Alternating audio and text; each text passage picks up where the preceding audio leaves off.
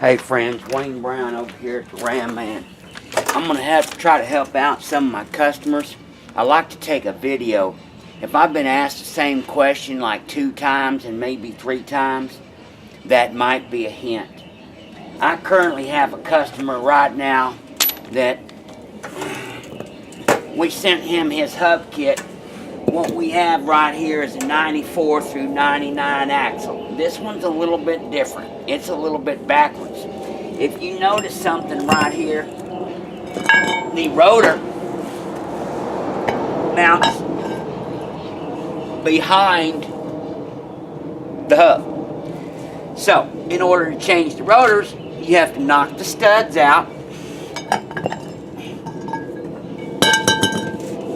and put it on another one. So, these are all factory components, and so if you take your studs out and save your studs, you can reuse them on your hubs. We don't change drill sizes. We don't change anything. We're all about staying factory. That's why we don't have too many problems.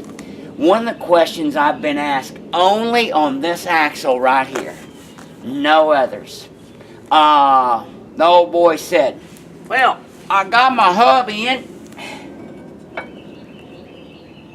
but it fits loose. There's about 50 or 60 thousandths clearance right here, and it doesn't fit tight in the knuckle.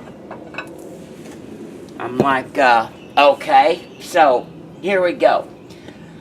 These are machined, and if they're done in Germany at one temperature or in America at one temperature, even CNC, they're going to be a little bit different. This is a casting.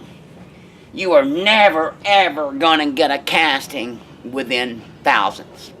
That's just not what happens with a casting. And number 3. They were never, here's the factory hub off of this axle. They were never designed to fit tight. The load is carried by the 4 bolts. The load is not carried by this little thin cast piece right here. Why on earth would you have the load right here on the bearing? This surface does not carry the vehicle weight. That would be an idiot and a moron.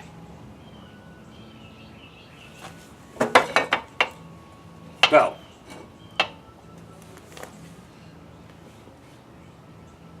that's how the factory fits.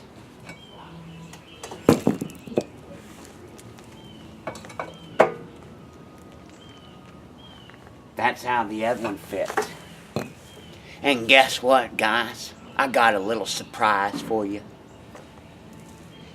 It don't matter whether it's a Dodge. It don't matter whether it's a Ford. It don't matter if it's a Chevrolet. In the same class, 2500, 3500, 45, 55. They're the same diameters. Yeah. There you go. That's a Dodge, and that's a Ford.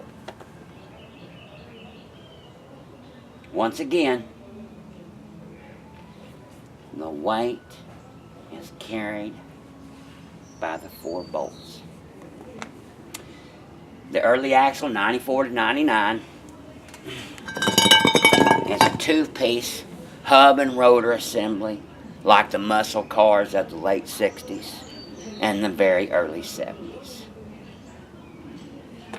People ask me, this specific axle, well, does it change the dimensions and the track? Well, no. If the dimensions weren't the same, you couldn't bolt the rotor up. The caliper wouldn't slide over. I want you to think about the caliper going over the rotor.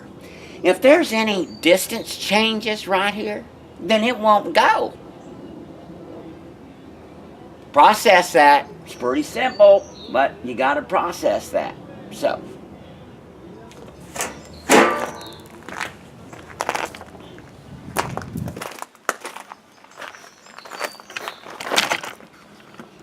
Here we have the driver's side bolted up. Here we have our locking hub. It bolts up. It uses a 600 laser cut plate to keep all of the dimensions factory. That's one of the secrets of the 5. You notice he doesn't have his rotor on. You notice that he's in free spin mode.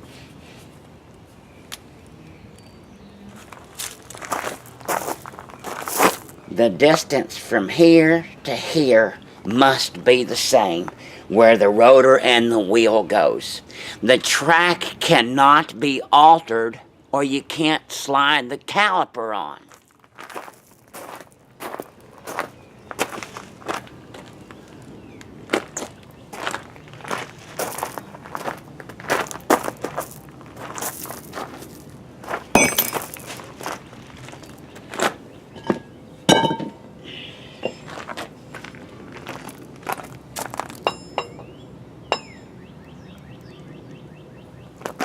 The distance from here to here is the same as from here to here. Are you with me?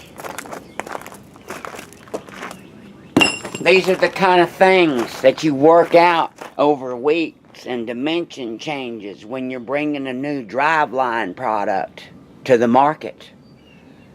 We didn't do this over SpaghettiOs on a Tuesday night.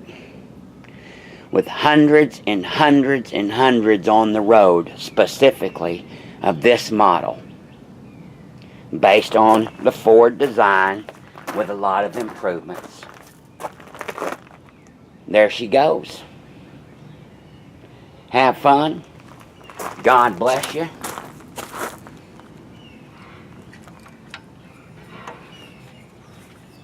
Now we're in four-wheel drive mode. Wouldn't it be nice to drive around 99.9999% enjoying your two-wheel drive truck with all its benefits and performance parameters increased, and only use four-wheel drive when you needed to go get that bale of hay or get from the gate to the deer blind? Yep, paying a dear cost for that full-time four-wheel drive. Factory shafted us all since the mid-'80s, and nobody's the wiser.